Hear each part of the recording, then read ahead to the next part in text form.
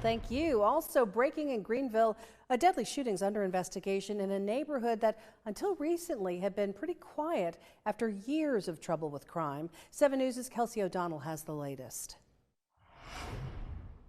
Yeah, it happened in the Nicholtown community. The coroner's office says 28-year-old Christopher Dendy Jr. was shot and killed just after midnight Friday morning. Neighbors say the area, once known for violent crime, has been relatively calm recently. For the crime-wise, yes, things didn't slow down dramatically around a lot of neighborhoods, from the Nicholtown area, the Pleasant Valley area, from the West Greenville area. Everything didn't slow down. Residents say it's been months since they've seen crime scene tape roping off the streets, but early Friday morning that changed. The Greenville County coroner confirmed Christopher Dendy Jr. was shot and killed near Roosevelt Avenue. Authorities say Greenville police and EMS were called to the scene shortly after midnight. Dendy was rushed to the hospital. According to the Department of Corrections, Christopher Dendy Jr. was released from jail in April under the Community Supervision Program. Court records show he was serving time for armed robbery and voluntary manslaughter.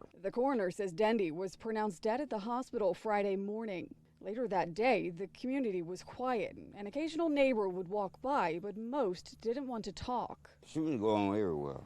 I mean, you could be at the 7-Eleven or the Spinks, and a shooting will go on. The neighbors we did speak with said they hope crime continues to go down, nodding to the effort from the community and police. There should be a lot of stuff going on because the community have then got together, and I think they didn't slow it down. Anyone with information about the shooting is asked to call Crime Stoppers at 23 Crime. You can submit tips anonymously. Reporting in Greenville, Kelsey O'Donnell, 7 News. And police have not released any information about a suspect or a motive. This is still an ongoing investigation. Spartanburg County deputy investigators at the Greenville Police Department have made an arrest in a deadly shooting, saying it happened about midnight this morning on Roosevelt Avenue in the Nicholtown community. The coroner identified the victim as 28-year-old Christopher Dendy Jr. Investigators have arrested Daniel Alexander Brown, charged with murder and possession of a weapon during a violent crime. After Charlie Kirk's murder, some schools have been in the hot seat for employee posts that some find insensitive. The latest coming from a professor at Clemson University who's facing pushback for social media comments. Now the university's responding. Ariana Meadows is following the story. I'm here on Clemson University's campus where a professor has had calls for the removal after posts were made on social media. Charlie Kirk was a conservative activist who was killed during a campus event at Utah Valley Wednesday. I think it's important that people recognize that this is not an issue that is purely a red and blue problem. This is an issue that pertains to the value of human life and what the value that we place on free speech in this country. School employees have made posts on social media about Kirk's death. Some people believe the comments made were insensitive. This is what local lawmakers are posting. They say the comments need to be investigated. Now students are reacting. They're talking primarily about Professor Melvin Earl. And to be frank, when I saw his post, I initially felt anger. The university says the deeply inappropriate remarks made on social media about Charlie Kirk do not reflect the university's values and policies. Officials sent us this statement, which reads in part, Clemson University unequivocally condemns any and all expressions that endorse, glorify, or celebrate political violence. The deeply inappropriate remarks made on social media in response to the tragic murder of Charlie Kirk are reprehensible and do not reflect the university values and principles that define our university community. A freshman at Clemson University, Jackson Heberlin, tells us he's worried how these posts will reflect the school. I wish no harm on him.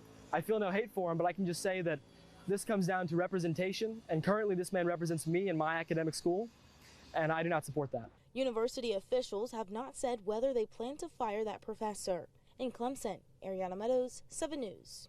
Breaking, Spartanburg County deputies investigating an alleged inappropriate relationship between a teacher and a student.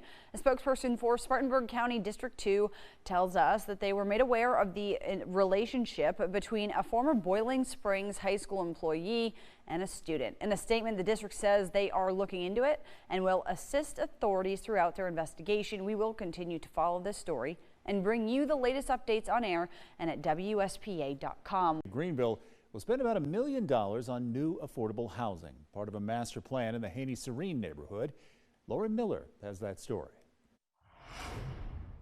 The land purchased is a little less than an acre, but the city council tells us the plan is to help diversify the Haynie-Sirrine neighborhood. The city of Greenville will spend $1.17 million for 4 parcels of land: 313 Haynie Street, 315 Chapin Street, and 7 and 9 Shakora Avenue. What we're trying to do with the land that we're buying over there is to maximize, affordable housing and maximize green space. Councilmember Ken Gibson says the Haynie-Sirrine neighborhood used to be a predominantly black community, but as it's grown, it's become gentrified. Gibson says purchasing the parcels of land will help diversify the area. The way that we absolutely control and make it happen is when we own the land ourselves, and then we can put our own restrictions on it and stuff like that as far as what goes on it. Gibson says this is not the first time the city has purchased land in the area.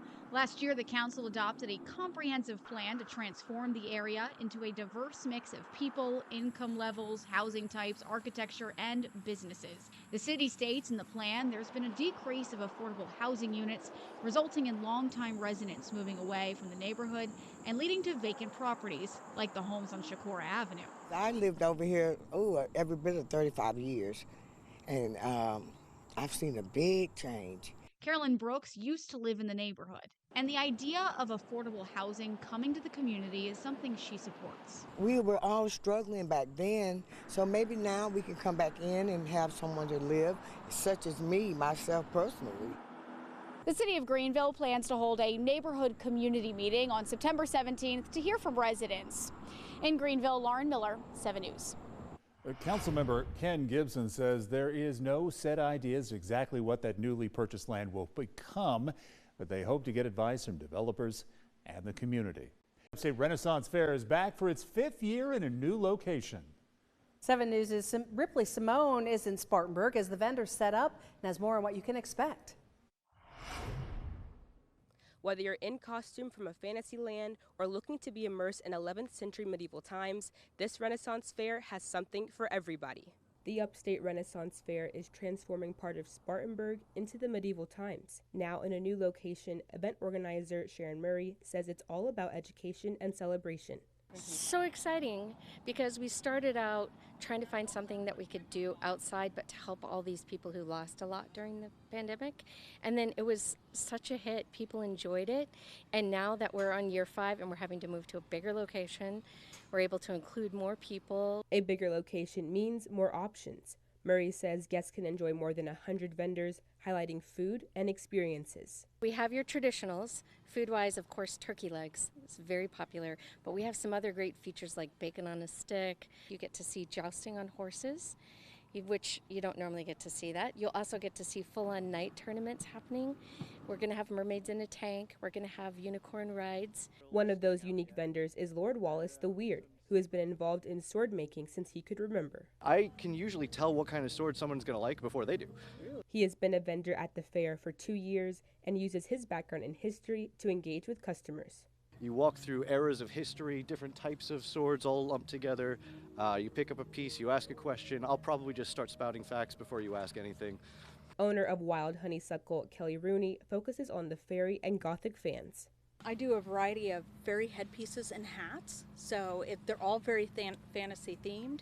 So we've got any of your fairy crowns all up in the front. She says her pieces are all handmade based on what customers like. And whether you come dressed up or not, Murray says everyone is welcome.